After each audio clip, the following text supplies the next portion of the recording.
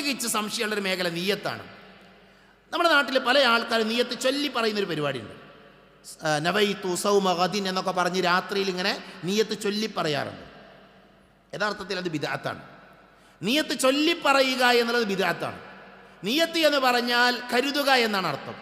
നവ എന്ന് പറഞ്ഞാൽ കരുതി എന്നാണ്. അതിൽ നിന്നാണ് നീയത്ത് ഉണ്ടായിട്ടുള്ളത്. നീയത്ത് എവിടെ ഉണ്ടാക്കേണ്ടത്? അത് മനസ്സിലാണ്. അതിൻ്റെ സ്ഥാനം മഹല്ലുൽ ഖൽബാണ്. നീയത്തിൻ്റെ സ്ഥാനം ഹൃദയമാണ്.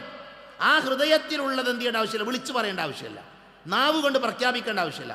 നാവ് കൊണ്ട് നീയത്ത് പറയേണ്ട രണ്ട് സമയമുണ്ട്. ഒന്ന് ഹജ്ജ് ചെയ്യുമ്പോൾ, മറ്റൊന്ന് ഉംറ ചെയ്യുമ്പോൾ. വേറെയുള്ള സമയങ്ങളിലൊക്കെ എന്ത് ചെയ്യേണ്ടത്? നമ്മുടെ മനസ്സിൽ ഉദ്ദേശം ഉണ്ടാകണം, നീയത്തുണ്ടാവണം. നീയത്തില്ലാതെ ഒരു കർമ്മം അല്ലാഹു സ്വീകരിക്കില്ല. നീയത്തില്ലാതെ ഒരു കർമ്മം സ്വീകരിക്കില്ല. അതുകൊണ്ട് തന്നെ അത് മനസ്സിലാണ് ഉണ്ടാകേണ്ടത്. നാളത്തെ നോമ്പ് നമ്മൾ നോൽക്കുകയാണ്, അല്ലെങ്കിൽ ഇന്ന് ഞാൻ നോമ്പ് നോൽക്കുകയാണ്. ഇതിൽ സംഭവിക്കുന്ന ഒരു അബദ്ധം എന്താ വെച്ചാൽ, പല ആൾക്കാരും അത്താഴത്തിൽ എഴുന്നേറ്റ് ഭക്ഷണം കഴിഞ്ഞിട്ട് അവരുടെ നീയത്ത് നവൈതു സൗമ ഗദിൻ, നാളത്തെ നോമ്പ് ഞാൻ നോൽക്കതാ എന്നാ നീയത്ത് വെക്കണത്, ഇന്നാ വെക്കണത്. കാരണം രാവിലെ സമയത്ത്, പ്രഭാത സമയത്ത് ഭക്ഷണം കഴിച്ചു, സുബൈക്ക് ഭക്ഷണം കഴിച്ചു, എന്നിട്ട് നീയത്ത് വെക്കുന്നത് എന്താ? നവൈതു സൗമ ഗദിൻ, നാളത്തെ നോമ്പിനെ ഞാൻ നീയത്താക്കുന്നതാണ്.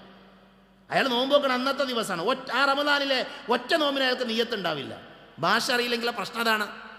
അതിൻ്റെ ഒന്നും ആവശ്യമില്ല. അങ്ങനെ വാക്കുകൾ കൊണ്ട് പറയാൻ പ്രവാചകൻ സല്ലല്ലാഹു അലൈഹി വസല്ലമ നമ്മളെ പഠിപ്പിച്ചില്ല. എന്നാൽ അതിൻ്റെ അർത്ഥം എന്താ? നീയത്ത് വേണ്ടെന്നല്ല.